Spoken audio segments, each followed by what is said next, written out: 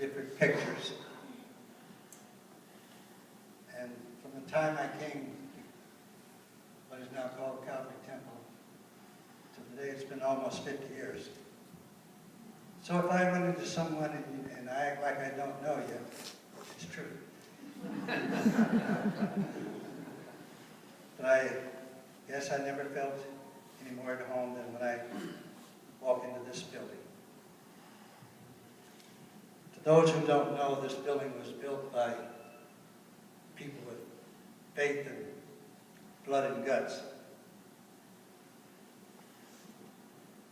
And may I say, no money. We had no money when we started. We never had any money while we were doing it. When we were through, we still didn't have any money.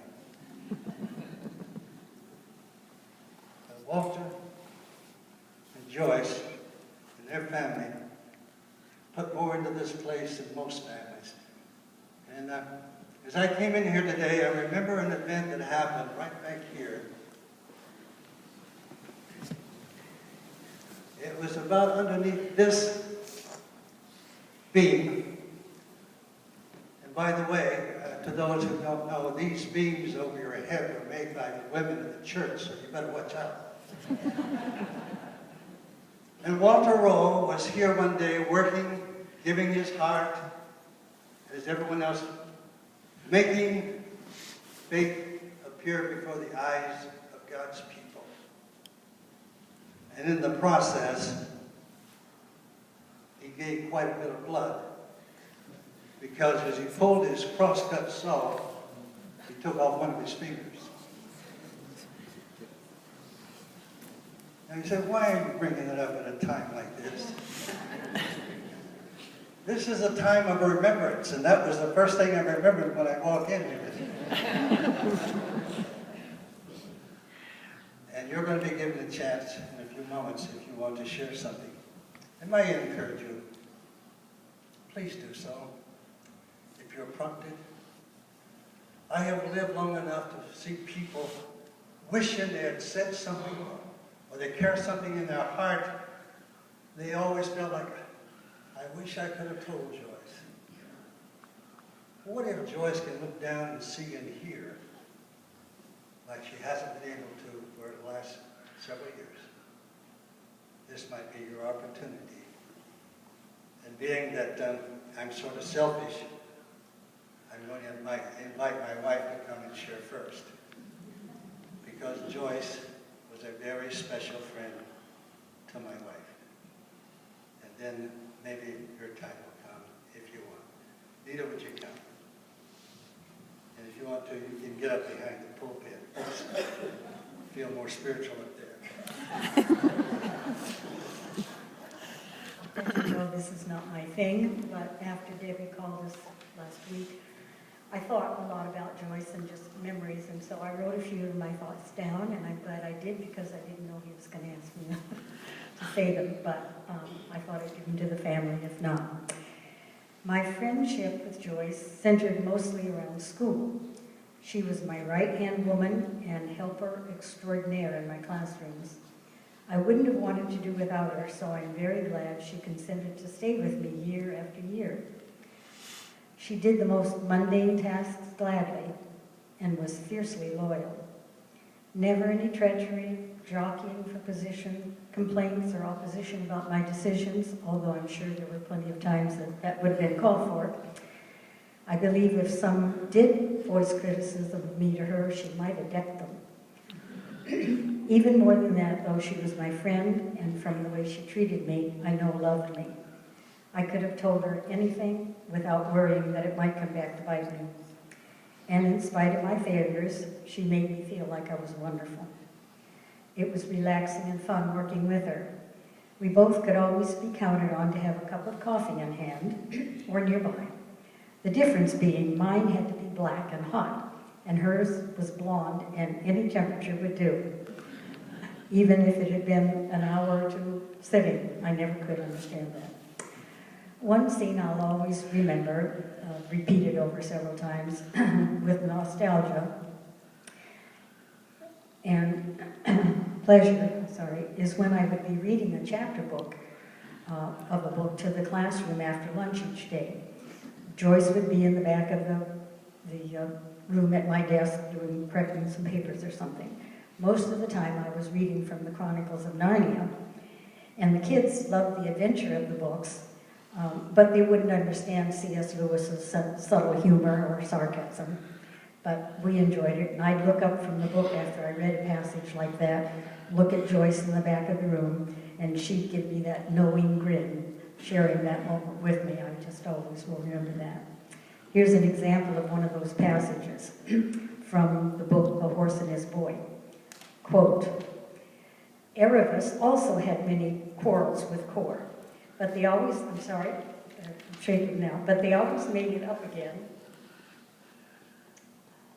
So that years later, when they were grown up, they were so used to quarreling and making up again that they got married so as to go on doing it more conveniently. One of the passages that we chuckle at.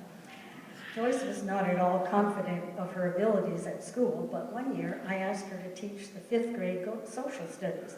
We had a combined 5th and 6th grade classroom, which she did with trepidation, but she did a super job. And the kids, oh, the kids. She loved them all. Many of you are here. And they loved her in return. She could always be counted upon to give a hug when one of them needed it, and some more when they didn't. I think we had an unwritten contract. I administered the discipline, she administered the hugs. I won't miss her more now because I've already missed her for years, and the special times we had together in this very building 5 days a week.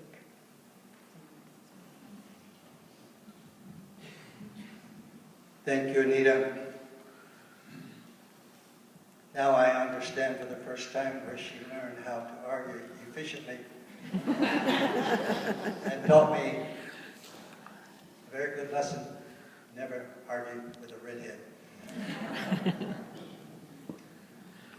Now we're going to open the room for those who want to share, and I have suggested this is what we're going to do, and several have said, well, I would like to, but if I get up there, I'm going to cry.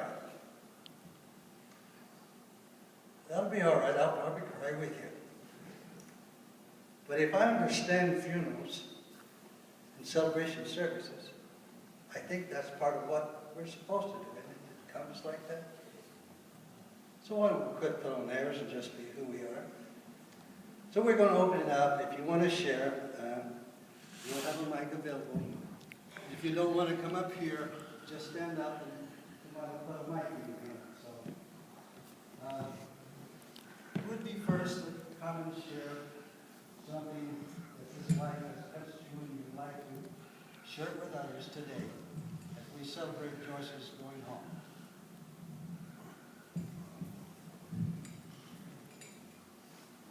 I would, Elder God, I hate speaking in public places. I would say, the prayer of a righteous man or woman availeth much. My mother prayed for me for 17 years to get saved, and it was right here on May 5th, 1993, that I gave my heart to the Lord, and it's due to my mother's prayer and the persistence of all of her friends. Every time I would meet them in the town, they'd say, "Oh, Larry, hey, talk to me about it. Get away from me." You Christian weirdos, you know. But they were right. I've come to find out. But things I remember about my mother would be her homemade bread. My brothers and sister would ride to Deer Isle, and we have a thing where you'd say, best baked bread, as many times as fast as you could. Could never get it right. But this is really more of a celebration of a life, and what she was, more than a sorrowful time to gather. We just rejoice that God has given her to us for as long as she did, as long as He did, and for all that she was. If it wasn't for her and Dad being the people they were, I and my siblings would be the people we are. And many of you lives have been touched by them. I encourage you to share any memories that you have. Anybody would like to have the mic?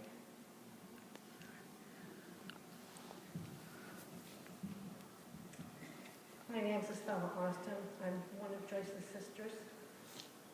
The thing I remember most about Joyce is that no matter what was going on in your life, if you had a problem, she was there for you. She never let you down, and I'm sorely going to miss her. Anybody else?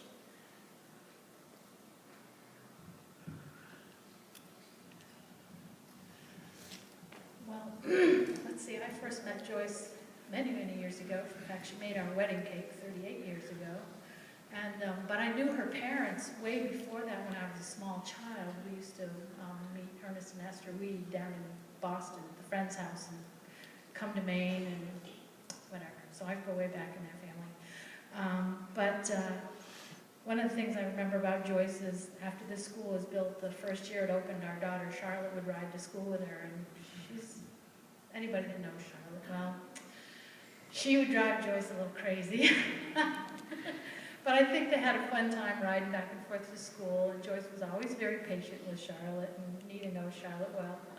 So, but I haven't seen Joyce, I didn't see Joyce in the last few years at all, so, but I just remember her beautiful cake she made for us, and I can remember Henry telling us that he wanted to marry Charlotte when she grew up. What happened, Henry? Mr. Chance. He was only 3 and she was newborn.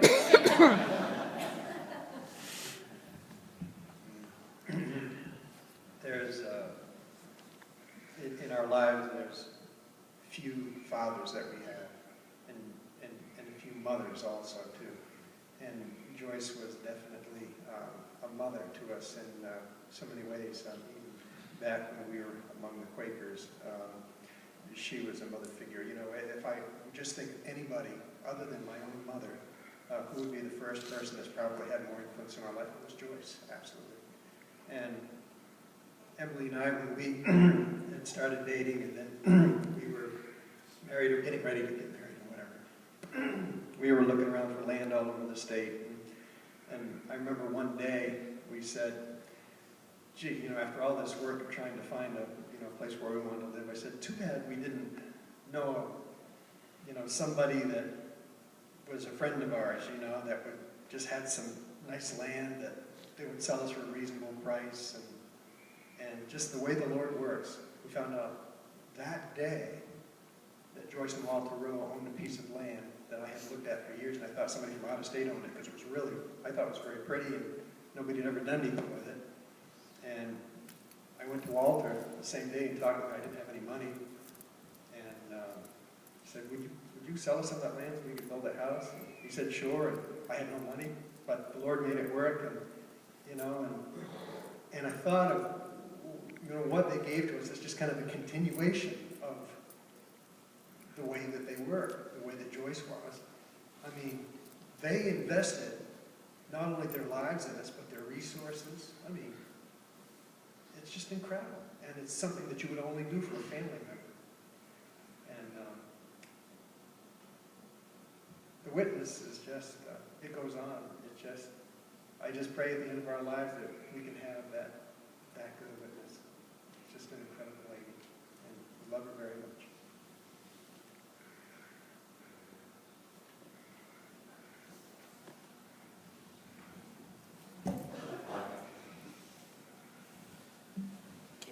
I first met Joyce over 20 years ago.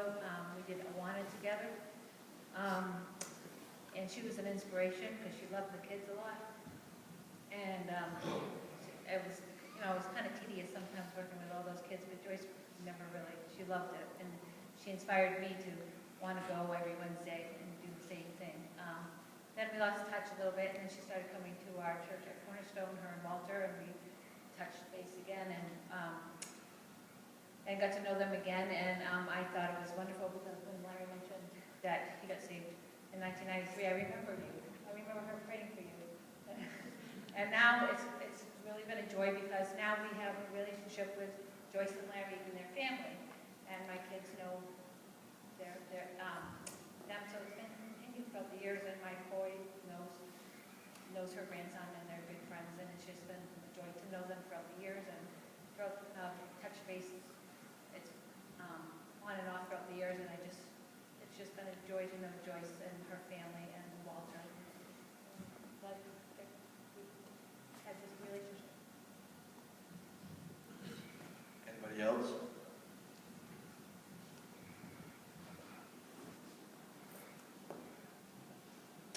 I didn't get to know Joyce the way that a lot of you guys did. I was her caretaker for 2.5 years, a year or so ago, and Joyce was always such a joy to me because I was able to really get to know the Rowe family, and I had the opportunity to take care of her, and she was such a wonderful woman, and even though she couldn't talk much, we still watched the cooking channels together. She loves the cooking channel.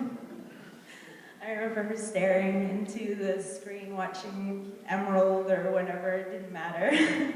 And just the little bit that she could speak and smile, and she still had so much life and so much God in her, and such a blessing for me. That was the hardest job I ever gave up, and it's really been a joy to get to know and be a part of that family, so I'm very blessed.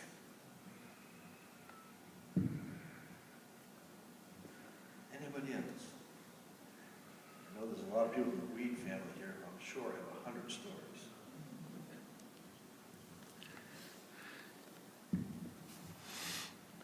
Good afternoon.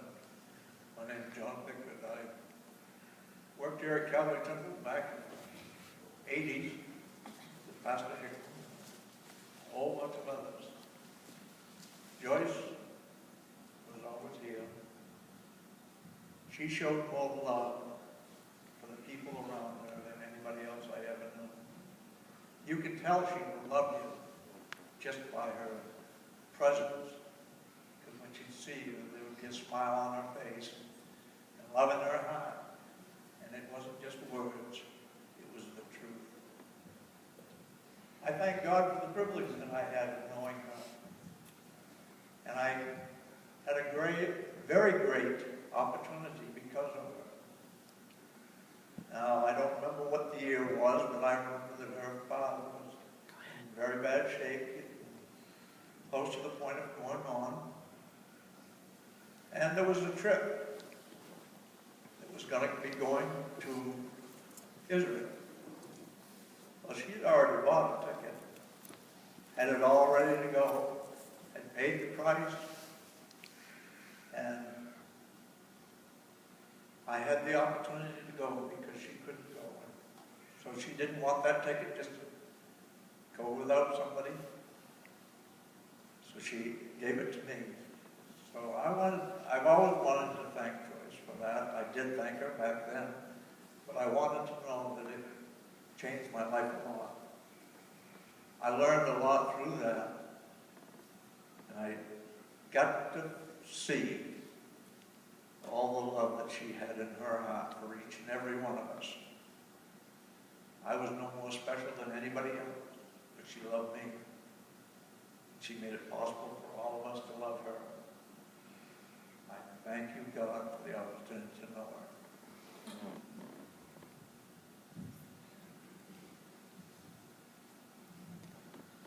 Anybody else?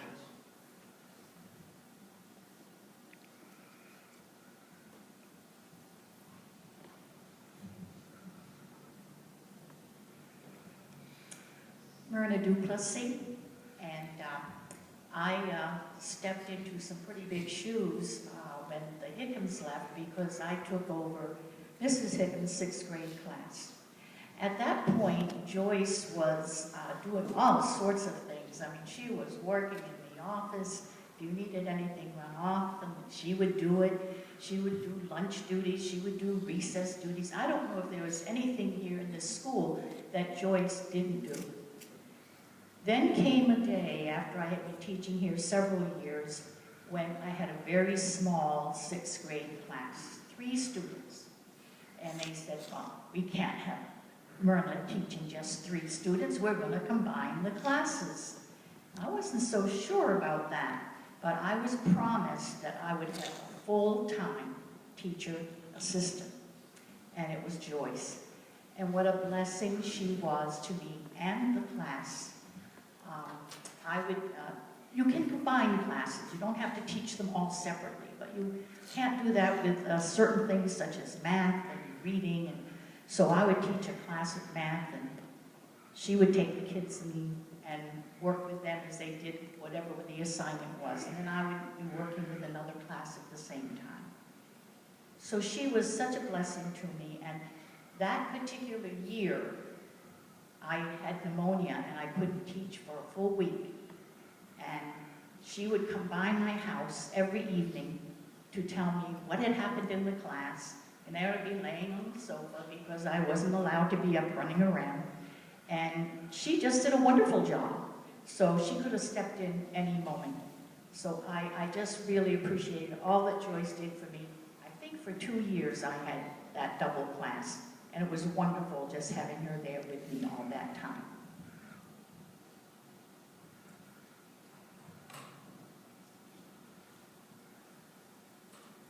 Anybody else?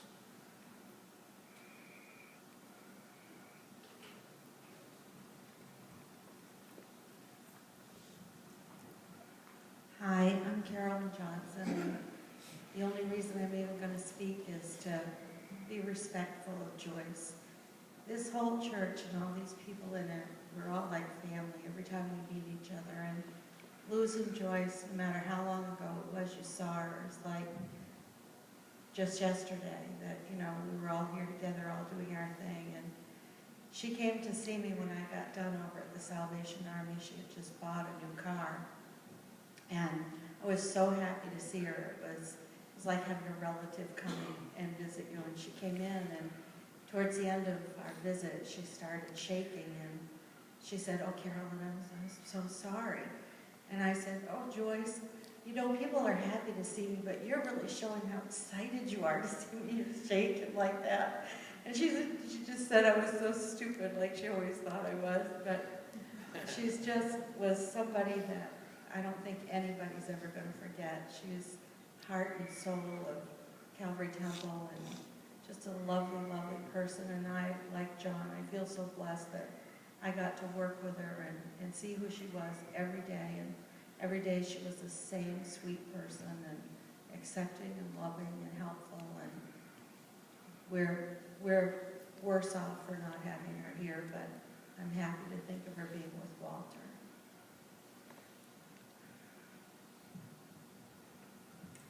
I just have a very brief story about Joyce, and it has to do with all the children that she just loves so much. My daughter, Rebecca, who lives in New York now and is a mom herself, really loved Joyce. She was her special person.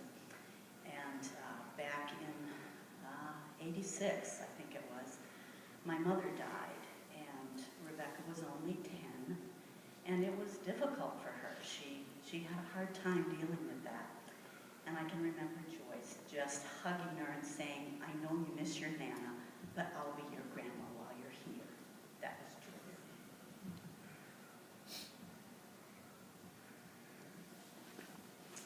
Anybody else? We're all friends here. Don't be intimidated.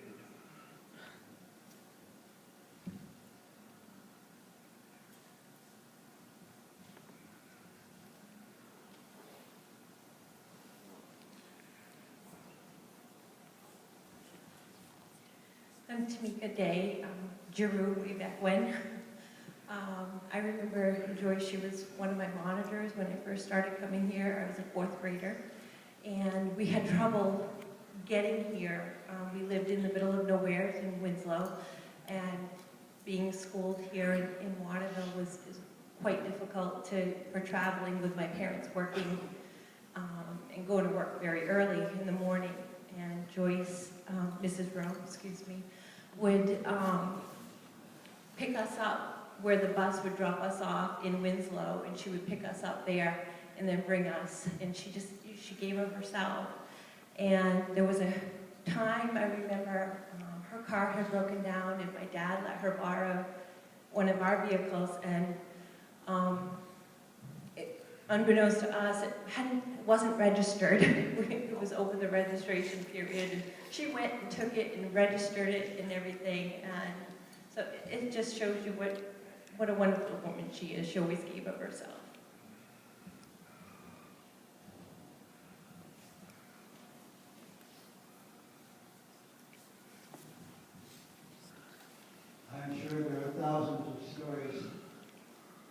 life is generated, and I'm hearing some for the very first time, and I thought I really knew her. I happened to be on that Israel trip. I didn't know she'd given her ticket to someone else. See, most of us would have bragged about that. But that sort of shows you the inner spirit that Joyce Rowe was. And I'd like to say to the family, you've been blessed. I wish from deep in my heart that most of the troubled people I've had to deal with in the pastorate could have had a mother like this and a dad like Walter.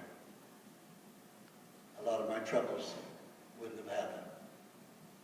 Someone recently asked me, what's your biggest trouble as a pastor? I said, oh, that's simple. People.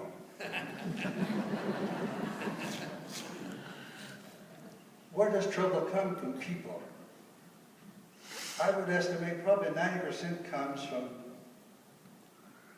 parents that are not real loving parents. The family, you've been blessed. And if anyone would like to say something before I say a few words and we move on, we won't try to cut you off here.